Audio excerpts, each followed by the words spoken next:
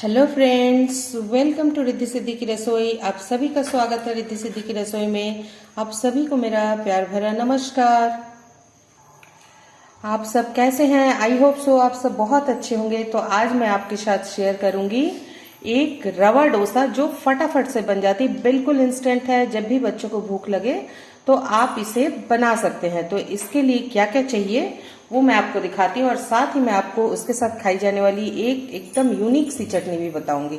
तो चलिए देखते हैं। ये मैंने रवा डोसा के लिए ये आधा कटोरी से थोड़ा ज्यादा मैंने रवा ले लिया है, यानी कि सूजी।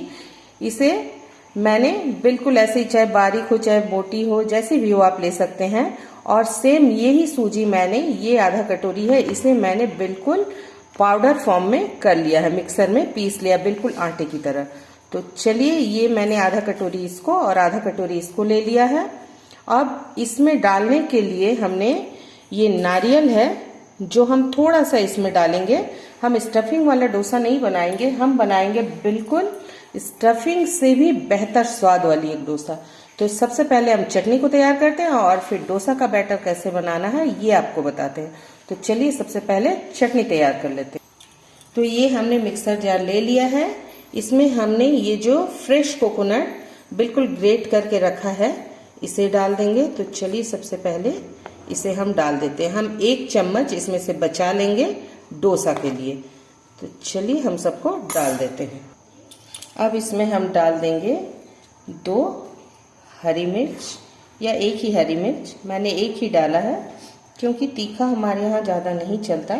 अब इसमें हम डाल देंगे थोड़ा सा हरा धनिया और अदरक, थोड़ा सा 1 इंच ग्रेट करके रखा है हमने। अब इसमें डाल देंगे स्वाद अनुसार नमक। तो हम नमक डाल देते हैं आधा चम्मच जितना। ये हमने आधा चम्मच जितना नमक डाल दिया है।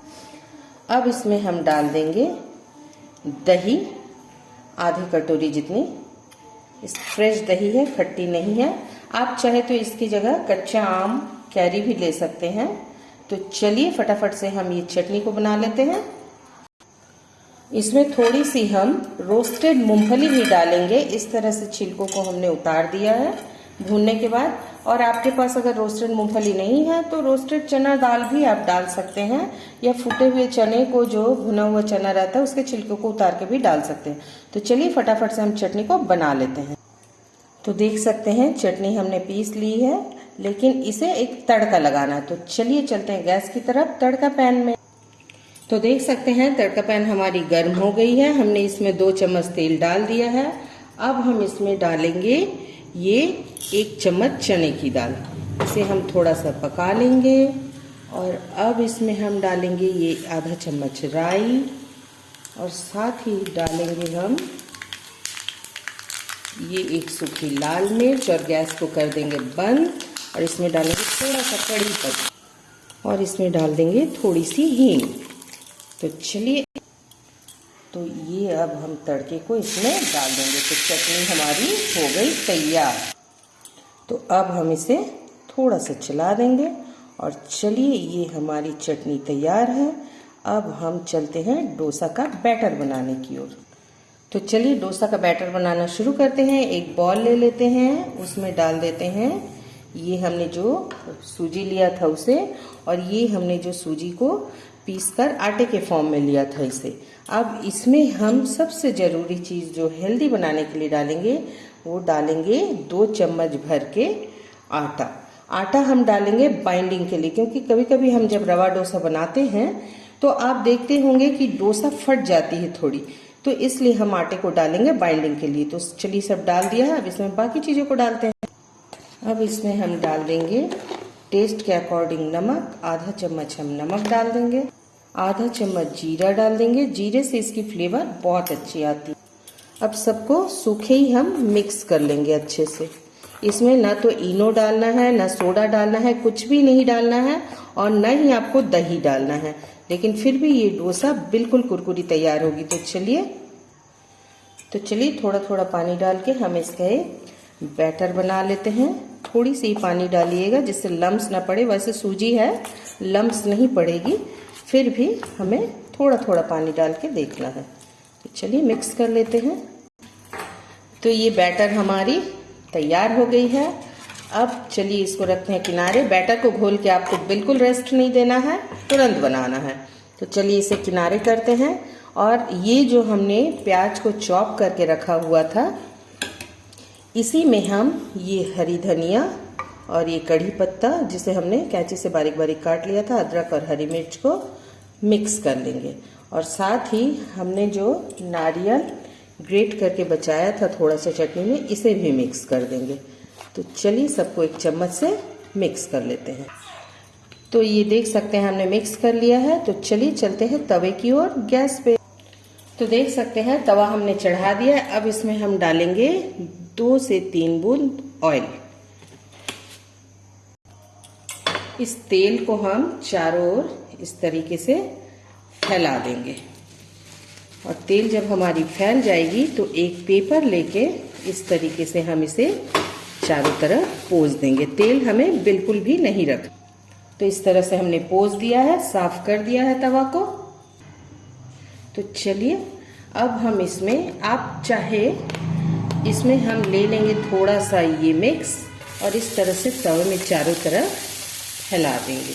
आप चाहे तो इस बैटर में भी डाल के बना सकते हैं, पर ऐसे में बहुत अच्छी बनेगी। और इस तरीके से जब भी आप इस घोल को डालें, इस तरीके से हिला लें एक बार और इस तरीके से डालते जाएं। फिर हिला लें और फिर इस तरीके से डाल दें। इसमें आपको अगर ज़रूरत लगे पानी, क्योंकि सूजी है फूलती जाएगी, तो पानी आप ज़रूर डालें। तो चलिए फ्लेम को हम बढ़ा देते हैं और इसे पकने देते हैं। अब इसमें हम ऊपर थोड़ा सा कोई सा भी पाव भाजी मसाला हो आपके पास, या तो फिर सांभर मसाला हो, आप कुछ भी डाल सकते हैं इसमें। इस तरह से स्प्रिंकल कर दीजिए। और अब 1 चम्मच में घी लेके इस तरीके से इसे थोड़ा सा किनारे किनारे मिक्स कर दीजिए। आप चाहे तो बटर भी डाल सकते हैं।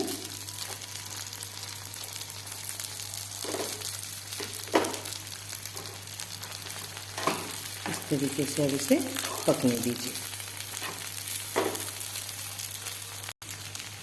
तो इस तरीके से तवे को आपको चारों तरफ इस तरीके से घुमाते रहना है ताकि ये चारों तरफ बराबर सीखे। तो चलिए सेक लेते हैं। तो देख सकते हैं ये डोसा हमारी बिल्कुल तैयार है। ये देखिए हमने बिल्कुल जालीदार डोसा तैयार कर लिया है। तो चलिए अब इसे प्लेट पे निकाल लेते हैं। तो इसी तरह हम सारे डोसा को तैयार कर लेंगे। इसी तरीके से बिल्कुल जालीदार बनेगी। आपको अगर लगे कि बैटर आपकी गाढ़ी हो रही है तो आप थोड़ा सा पानी मिक्स कर दीजिएगा और इसे चलाते हुए ही इसी तरीके से बनाना है। तो चलिए बना लेते हैं। आप चाहे तो घी या बटर का यूज़ नहीं करके आप प्लेन भी बना सकते हैं। तो फ्रेंड्स, ये मैंने आपके लिए रवा की जालीदार डोसा और उसके साथ ये एक टेस्टी सी चटनी शेयर कर दी है। तो आपको अगर मेरी ये रेसिपी अच्छी लगी हो तो लाइक कीजिएगा, अपने दोस्तों के साथ शेयर कीजिएगा और कमेंट कीजिएगा। अच्छी लगे तो लाइक कीजिएगा और सब्सक्राइब करना बिल्कुल मत भूलिएगा। तो चलिए कल फिर मिलती हूँ आपसे एक नए रेसिपी के साथ। तब तक हंसते रहिए, स्वस्थ रहिए, मस्त रहिए। थैंक यू दोस्तों। बाय बाय दोस्तों।